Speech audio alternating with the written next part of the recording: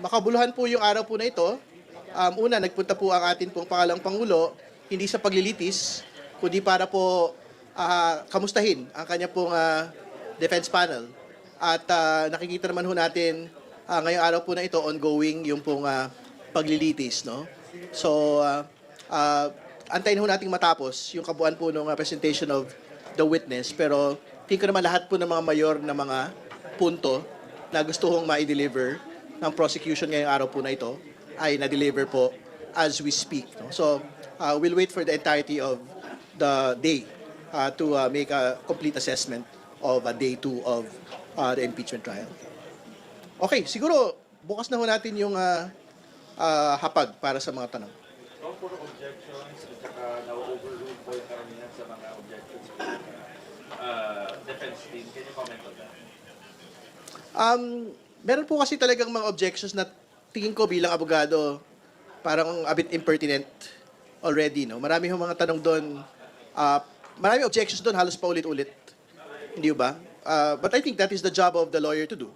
So siguro naman kung bahagi ako ng defense panel, baka yun yung kailangan ko rin po talaga gawin para tiyakin na hindi ho makapasok yung mga ebidensya na dapat pong hindi makapasok, no? Para maprotektahan ko po yung kliyente ko. But that is their strategy and we will respect that particular strategy. But were they necessary, sir? Sabi nyo nga po, baka strategy nga po. I mean, malaya naman ho sila to implement whichever trial strategy and tactics that they would want to undertake. Pero syempre, they will have to contend with the reality of the court as well, na objections will ultimately have to be sustained or will have to be overruled. No? So, and that is what they are seeing today. Now, there are a series of overruled objections by the defense panel.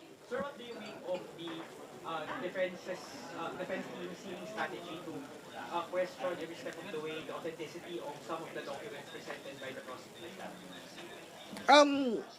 Well, ginagalang ho namin yun. No? So, going into trial, we were expecting each and every piece of objection will be implemented by the defense. No? Pero siguro we take exception lang po on yung pong objection nila relating to the exclusion of the witnesses. Kasi I'm quite certain they will again object on each and every witness moving forward. No? Kasi nga, I think their original position, which is basically their Supreme Court challenge, is that yung pong mga hindi kasama doon sa original complaints ay hindi ho dapat isinasalang dito. But again, ang posisyon ho namin ay all of these are already part of the pre-trial order. So basically, nagpasya na ho yung Senate Impeachment Court na lahat po ng mga witness na gustong ipasok ng prosecution at defense ay nandoon na po sa pre-trial order with a further reservation na in the event na meron po mauna reserved witnesses and other witnesses na hindi ho reserved at hindi ho listed, pwede pa rin naman ho yung isalang for as long as meron pong approval ng Senate Impeachment Court. But again, and to bring the question to them as well, ang totoo naman ho, nothing in their witness list was ever stated in the House answer, which is a non-answer, and also in the Senate answer, which is also a non-answer. So, ibig sabihin, ano bang prinsipyo ho rito? Ang pwede sa amin ay pwede rin dapat sa inyo. Ang hindi pwede sa amin, hindi dapat pwede sa inyo. So, ibig sabihin, that particular objection point doesn't really make sense to me. Sir, the defense lawyer kanina si Narvasa, that Calilo seemed to be following a script. Ganun siyang comment na pinalagan ng private prosecutor, si Attorney Libutan. Your comment was your thoughts? I don't understand why defense or lawyers are actually allowed to make their ideas known, ano? Na parang they are thinking out loud. Hindi ba kasi what is the basis for saying that there is a script? Hindi ba? Talagang trabaho naman ho talaga nung witness yun pong bagay yun, hindi ba? So we take exception to that and that has no basis. Dapat durugin yun.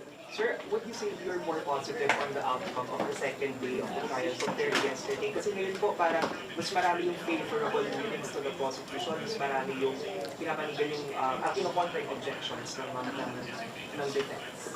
So is it more positive na yung second day of the trial? Dadagdag ko lang before our prosecutary, no? Ito'y parati natin sinasabi from the very start. Once the trial begins, makikita natin yung katotohanan. Ito yung katotohanan eh. The evidence will speak.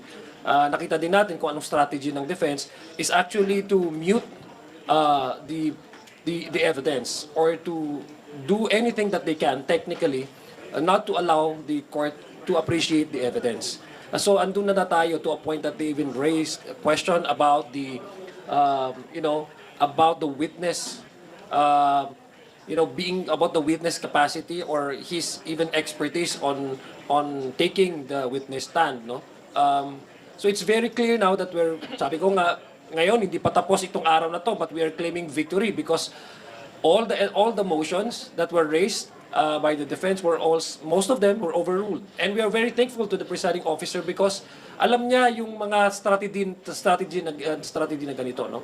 So ultimately, nakita natin ng taong bayan ngayon na habang tumutuloy umuunsad itong impeachment trial, very clear na talagang na lumalabas at lumalakas yung panawagan ng prosecution na ipakita sa taong bayan yung katotohanan. And that's what we've been seeing now so far on the first day, no?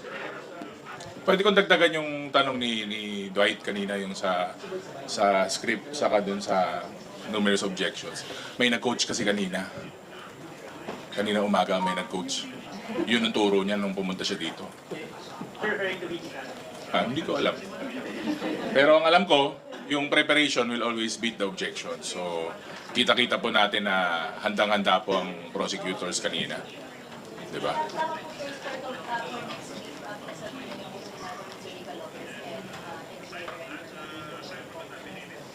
Well, antayin lang ho namin yung as received copy, no? Bago ho namin na i-disclose fully. Ano po?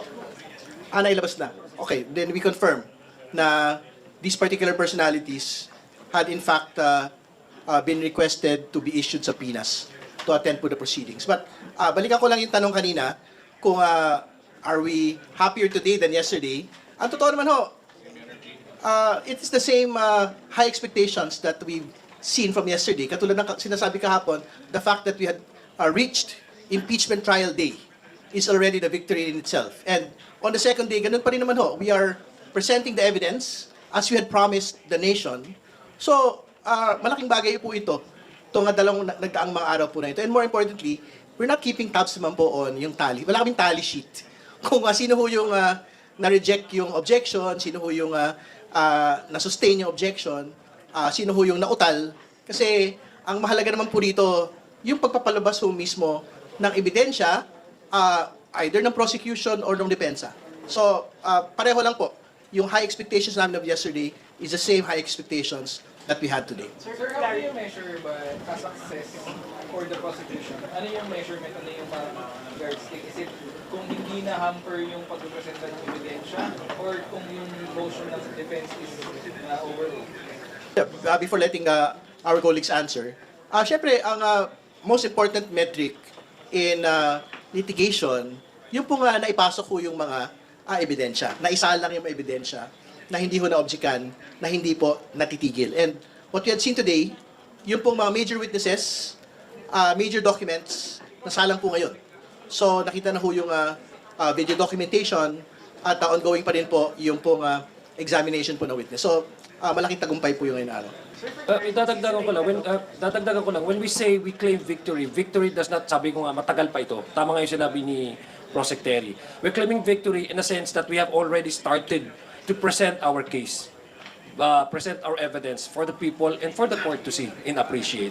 And we're very happy that yung na-introduce kanina na mga ebidensya, although they were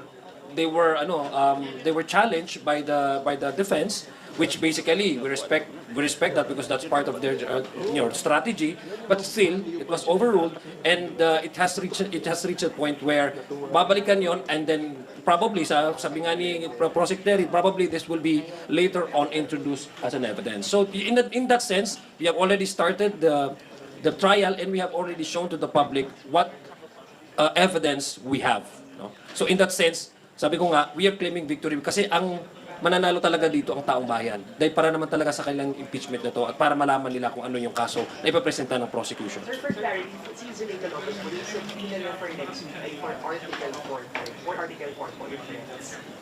Tama po yun kasi I think very relevant siya dun sa press conference kung saan na-utter yung pong president. Sir, clarify, yung sa regarding sa opposition ng defense regarding sa pagpapalabas ng 2-minute clip lang, ang gusto nila yung buong 2 hours. Anong tingin niyo dito? Parang is it a form of delaying or pinapatagal ba nila yung presentation? Kasi isipin nyo kung 2 hours yun.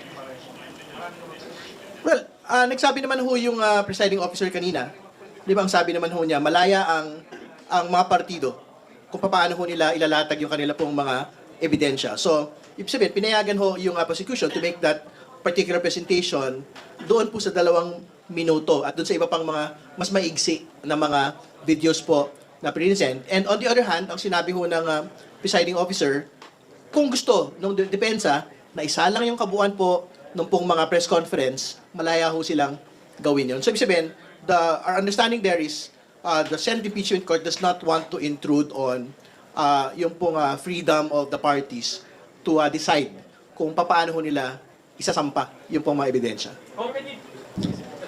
Pero wouldn't this affect yung goal sana ng impeachment court na mapabilis yung trial para matapos na yung impeachment agad ba? Well, meron naman din po merit yung gustong sabihin ng defense, no?